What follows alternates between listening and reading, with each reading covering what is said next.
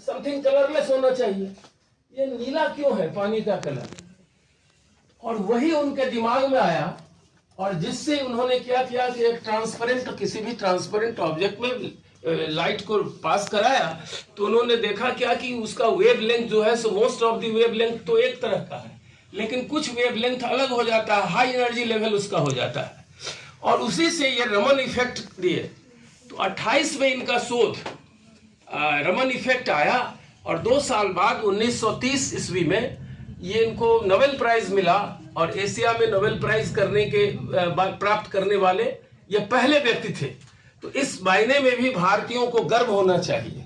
और आप यह सोचें, इनका बायोग्राफी पढ़िए, एक कोई घोष ने लिखी है इनकी biography, Indian Institute of cultivation of science में के कोई रिटायर्ड पर्सन, इनका बहुत ही अच्छी किताब है, मेरे पास तो है। उसको आप पढ़िएगा तो आपको लगेगा कि रिसर्च क्या होना चाहिए। रिसर्च कट एंड पेस्ट नहीं होना चाहिए। रिसर्च होना चाहिए कि आप साइंस को कम से कम पैसा में समाज तक कहां पहुंचा सकते हैं। इनको अपने पूरे एक्सपेरिमेंट करने में 2500 रुपये खर्च हुए थे ओनली। ये तो स्पेक्ट्रोस्कोपी का सब्जेक्ट है इनका, फिजिक्स वाले लोग जानते होंगे। तो स्पेक्ट्रोस्कोपी था और 2500 रुपये में इन्होंने किया था। रिवॉल्यूशन एटॉमिक फिजिक्स में इन्होंने ला दिया और विश्व के पैमाने पर भारतीयों की पहचान पहली बार इन्होंने ही बनाया। ऐसे व्यक्ति के आगे तो सभी साइंस के स्टूडेंट्स को, और साइंस का स्टूडेंट्स हर कोई होता है। साइंस एक सिस्टमेटिक स्टडी है बिहेवियर का और नेचर का, तो आर्ट्स वाले भी साइंस के स्टूडेंट्स होते हैं। आप घर में जाते हैं, पानी में घी डाल देते हैं, वो ऊपर आ जाता है, वो भी साइंस है। तो आर्ट्स वाले भी उसको देखते होंगे क्यों घी ऊपर आ जाता है, तो फिर वो सॉल्युबिलिटी प्रॉपर्टी पर जाते होंगे and so on so fourth. तो आप के हर चीज में साइंस छुपा हुआ है। आप चलते हैं, बोलते हैं, घूमते हैं, सब चीज में साइंस छुपा हुआ है। अभी मैंने टीपी कॉलेज मधेपुरा में एक फंक्शन था कोई, मैं उसमें गया था। विश्व में आप जितना भी विश्व की आबादी हो उसको आप देख ले, कोई 2 आदमी एक तरह का आपको नहीं दिखेगा। No 2 individuals in the world are alike. Even identical twins को भी लोग पहचानते हैं, उसका माई बाप समाज पहचानता है कि ये फलाना है, ये फलाना है। क्यों? कि जेनेटिक रिकॉम्बिनेशन के चलते, जीन का जो परम्यूटेशन कॉम्बिनेशन होता है उससे हर एक व्यक्ति में अलग तरह के प्रोटीन बनते हैं और वो उस व्यक्ति का स्पेसिफिसिटी होता है और वो निर्धारित करता है कि कौन व्यक्ति अच्छा है। आप देखेंगे एक कोयोटा एक साइंटिस्ट था जापान का।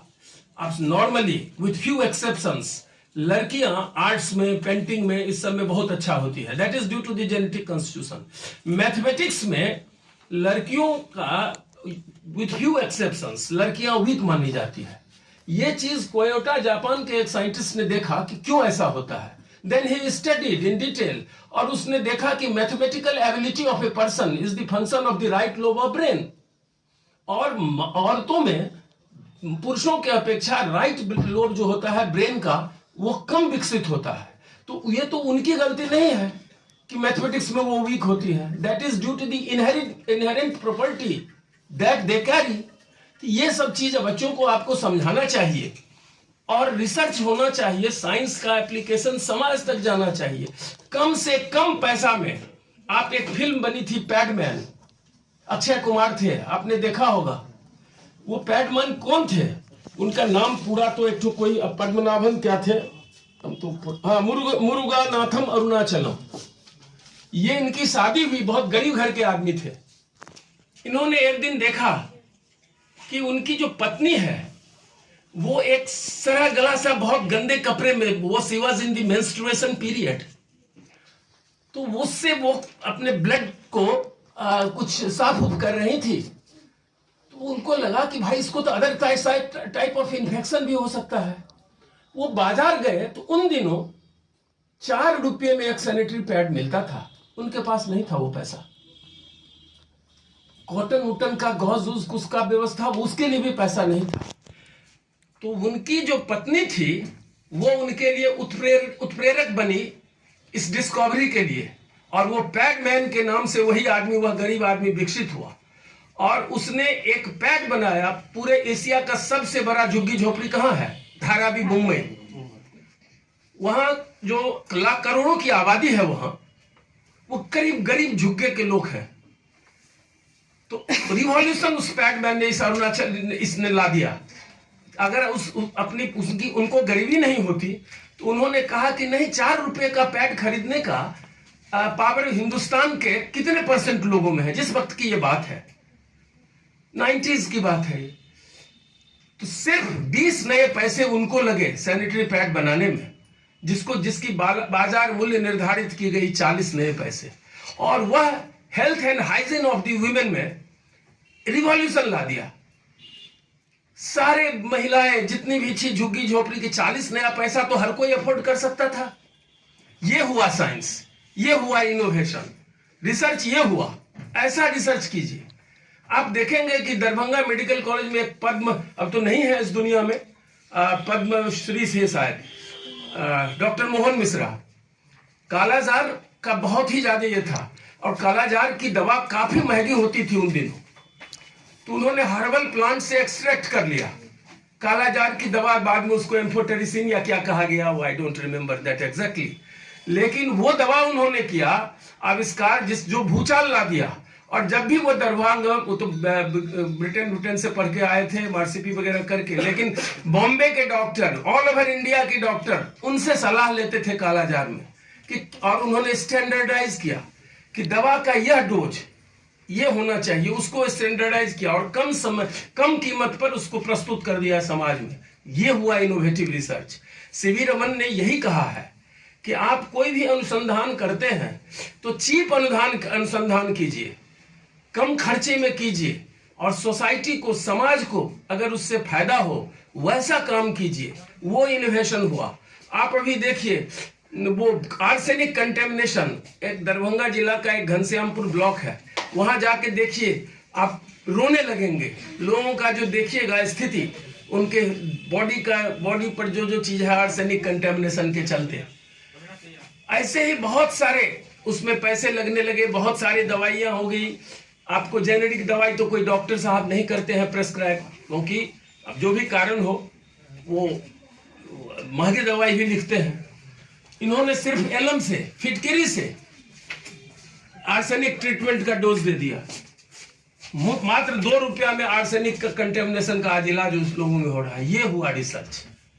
रिसर्च का मतलब है कि समाज में कम से कम पैसा में समाज को फायदा दीजिए, समाज तक साइंस को पहुंचाइए, छात्रों में जागरूकता बढ़ेगी। अभी आप हाल में देखिए, मैं कुछ चीज अभी जस्ट 10 मिनट पहले मैंने सर्च किया है, तो आप देखिए Indian Institute of Science Bangalore में बहुत कम चीज में वाटर प्यूरिफिकेशन नैनो स्केल पर हुआ है। कुछ पैसा खर्च नहीं होता है उसमें, बहुत कम पैसे में उन लोगों ने इन्वेंट कर दिया है। ऐसा रिसर्च होना चाहिए। सोलर वाटर प्यूरिफायर हुआ है, आप खरीदते हैं केंट का, फलाना का, आपको 20,000 रुपया लगता है। हर 6 महीना पर वो आपको कंपनी वैसा ही फिल्टर बनाएगी कि 6 महीना में खराब हो जाए। कोई टायर कंपनी ऐसी ही गाड़ी में टायर बनाएगी जो उसका पीरियड रहता है 2 साल के बाद वो टायर खराब हो जाएगा, मेरा फिर खरीदे। तो इन लोगों ने केवल सोलर वाटर प्यूरिफायर बना दिया है, उसी से अब वाटर प्यूरिफायर होगा। IISc के और ये फिजिक्स के ही दोनों प्रोफेसर हैं वहां के। इसके बाद सबसे बड़ा काम हुआ है नॉन इन्वेसिव कंडीशन डिटेक्टर का।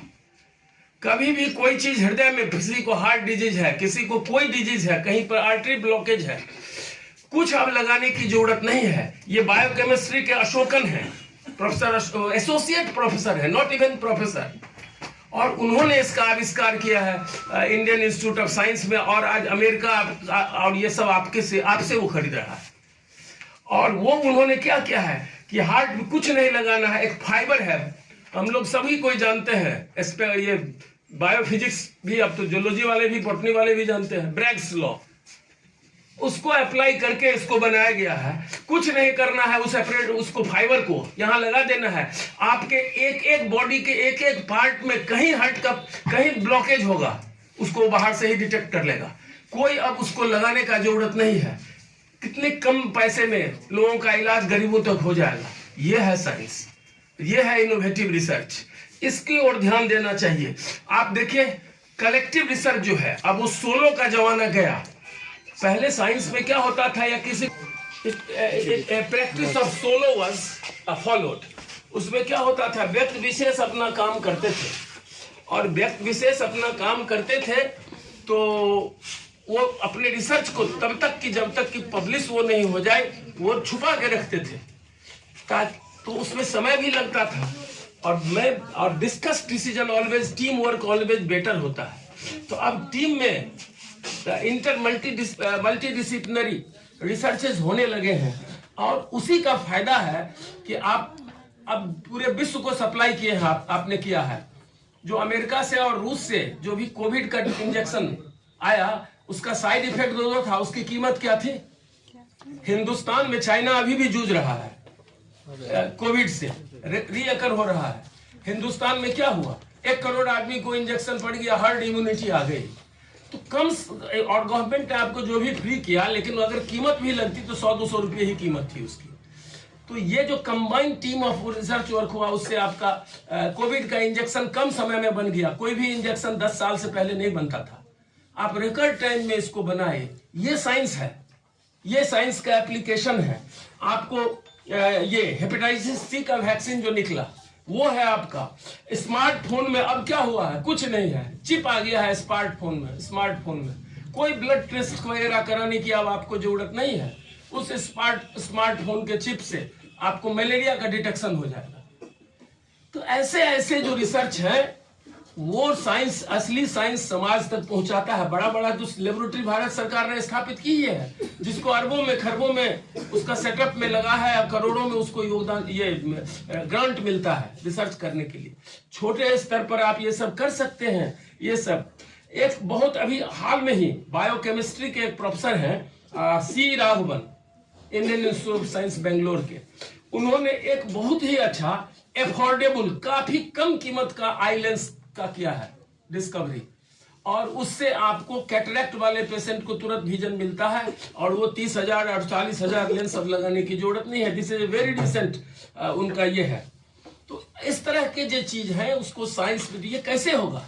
ऐसे ऐसे ही डेज, ऐसे ऐसे ही लेक्चर्स आप मनाएंगे, कुछ क्विज करावेंगे, कुछ स्टूडेंट का स्किल डेवलपमेंट कराइए, कोई टॉपिक दीजिए उनको कहिए इस पर बोलो।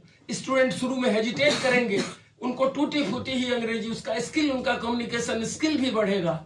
तो इस तरह का आयोजन होना चाहिए, और मेरी तो यही अपेक्षा है। मैं तो कुछ काम वर्षों के लिए आया हूँ, वो अभी मैं नहीं जानता हूँ कि मेरा जो स्वभाव है उसमें कितना दिन रहूंगा, वो मैं नहीं जानता हूँ।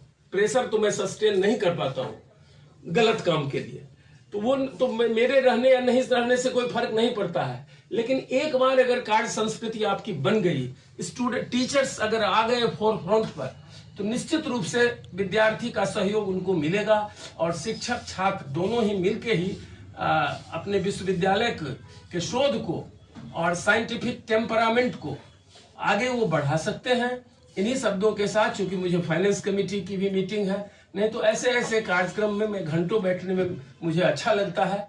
मैं कुछ अधिक बोलता भी, पीपीटी भी अब से कुछ करता, तो संजोग ऐसा है कि वो समय नहीं है। आज 3 मीटिंग है, फिर पुनः मैं शॉर्ट समय में इस आयोजन को, आपने कल मैंने इच्छा जाहिर की, आप लोगों ने कर दिया, तो सारे लोग जो हैं, डीन है, नरेश बाबू है, जो कोई भी यहाँ के टीचर हैं, ऑल द डिपार्टमेंट, सबों को मैं धन्यवाद देता हूँ, बधाई देता हूँ कि आपने कम समय में इसको आयोजित कर दिया। और ऐसे ही कीजिए, और मेरे जाने के बाद भी कुछ ये चलता रहे, केवल भाषण तक ही हम लोग सीमित नहीं रहे। हम लोगों को उसका आउटकम आना चाहिए, आउटकम आना चाहिए कि हमारे छात्रों को इससे क्या लाभ हुआ है, क्या वो कर सकते हैं।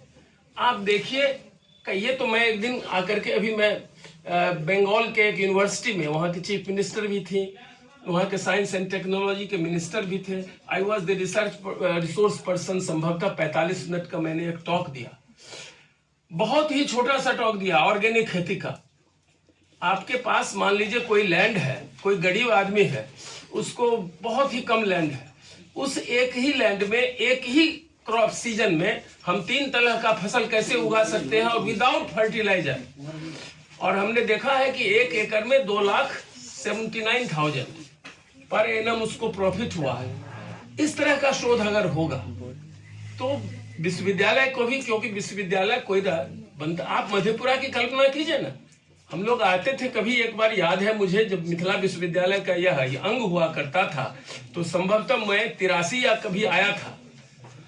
तो मुझे स्टेशन एक बहुत सा छोटा सा लगा, एक लैंप वहां जल रहा था, बिजली भी नहीं थी, रिक्शा भी बहुत मुश्किल से मुझको मिला, तो एक आध होटल थे। एक यूनिवर्सिटी बन जाने से कितना कायाकल्प होगा।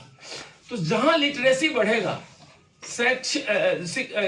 लोग लिटरेट होंगे, उनका एनालिटिकल पावर, उनकी विश्लेषणात्मक क्षमता अपने आप बढ़ेगी, स्वतः बढ़ेगी। इनहेरेंट प्रॉपर्टी सब में होता है। कोई पढ़ने में अच्छे होते हैं, तो कोई खेलने में अच्छे होंगे, कोई तीसरे कार्य में होंगे। हर आदमी में कुछ जीन ऐसा है जिसको हमको पकड़ना है। यह आदमी किस है, दैट इज काउंसलिंग।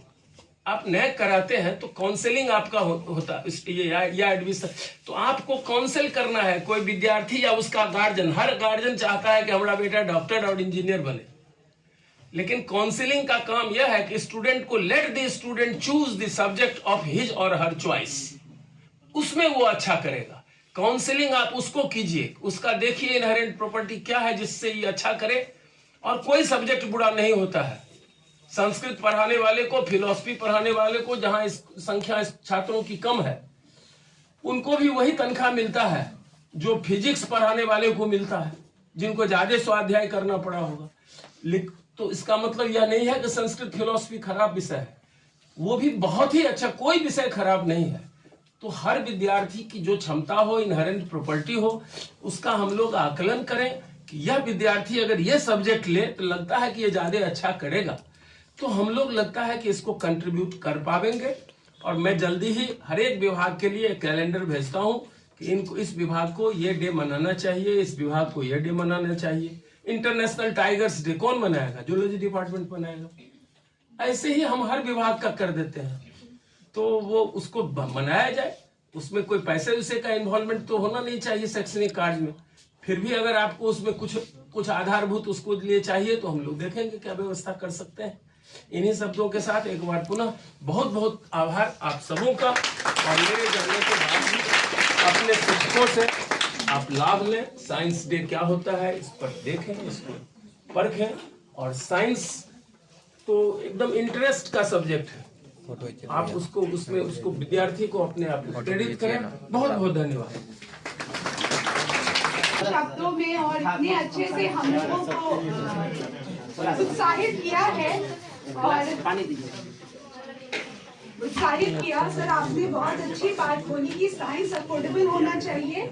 और सर आपका जो विजन है नॉर्थ कैंपस को लेके कि हमें कैसा बनना है, सर हमें लगता है कि हम लोग सभी इस चीज को आगे बढ़ाएंगे और आप जैसा सोच रहे हैं उस तरह को करने में आगे अचीव कर पाएंगे। इनवाइट करना चाहूंगी हमारे director I2AC sir professor Naresh Kumar sir को कि अपनी बात निश्चित रूप से हमारे माननीय कुलपति महोदय को सुना और साइंस को कैसा होना चाहिए, समाज तक कैसे पहुंचे, रिसेंट जो रिसर्च है वहां की सारी बातों को सर के माध्यम से आपने सुना। आज मैं बहुत कुछ आप लोग के सामने मुझे कहना नहीं है, क्योंकि सर के ही साथ मुझे भी एक मीटिंग में वहां रहना है उस कैंपस में। मैं सर के प्रति आभार व्यक्त करता हूं कि सर आप यहां आए, हमारे शिक्षकों को, छात्रों को, विभागाध्यक्षों को, डीन को आपने उत्साहित करने का कार्य किया है। बहुत बहुत आभार सर। मैं एक चीज कहना चाहता हूं कि हमारे यहाँ के शिक्षक और छात्र दोनों काफी जो है सो लगनशील हैं, अपनी क्षमता का भरपूर उपयोग करते हैं। चूंकि हम लोग का ये कैंपस मात्र 4-5 साल का है, फिजिकल फैसिलिटीज बहुत नहीं है, लेकिन काफी हम लोगों ने आगे बढ़ा है, काफी हम लोगों ने तरक्की किया है और इसको आगे बढ़ाने की आवश्यकता। आज जब सुन रहे हैं आपको तो मुझे लग रहा है कि पूर्व के जितने भी कुलपति, यहाँ 2-3 कुलपति को इस कैंपस में देखा है और सारे कुलपति काफी काम किए हैं। मैं उन्हें भी धन्यवाद देता हूँ, आभार प्रकट करता हूँ कि आपने जो कुछ भी किया इस कैंपस के लिए, आपके प्रति आभार। और सर जो करने की जो क्षमता रखते हैं, मैं जानता हूँ सर को, सर जितना कुछ कर सकते हैं आज आपने सुना कि आज एक कैंटीन की मांग बहुत दिनों से चल रही है और आप लोग को सर का स्वागत और इस पर बधाई देने का ताली बजा करके सर का आप स्वागत करेंगे कि आज मैं भी फाइनेंस कमेटी का मेंबर हूं। आज तय होगा कि बीएन मंडल विश्वविद्यालय के नॉर्थ कैंपस में एक बेहतर जो है सो एक कैंटीन का निर्माण होगा और बहुत जल्दी आप लोग के सामने होगा। आप लोग को दूर जाना पड़ता है। सर के प्रति बहुत बहुत आभार। और इस राष्ट्रीय विज्ञान दिवस पर मैं बहुत कुछ अब नहीं कहने के लिए रह गया, सर सारी बात बता चुके हैं। लेकिन मैं सर को कहता कि सर हर एक विभाग को नॉर्थ कैंपस में किस दिन कौन सा जो है सो डे को सेलिब्रेट करना है, वो IQAC की तरफ से सबको मिला हुआ है। और ये फिजिक्स काफी कई वर्षों से फिजिक्स को काफी मजबूती से सेलिब्रेट किया है। इस बार चूंकि हम लोग की स्थिति है कि आज से ही परीक्षा होनी है, सारे टीचर को इन्वॉल्व करना पड़ता है। टीचर का इतना अभाव है कि सारे टीचर हमारे जो है सो एग्जामिनेशन में रह जाते हैं और छात्र के जो फर्स्ट सेमेस्टर है उनको भी वहां जाना। IQAC के तरफ से, अपने विश्वविद्यालय के तरफ से, नॉर्थ कैंपस के तरफ से आपको के प्रति बहुत बहुत आभार सर, धन्यवाद।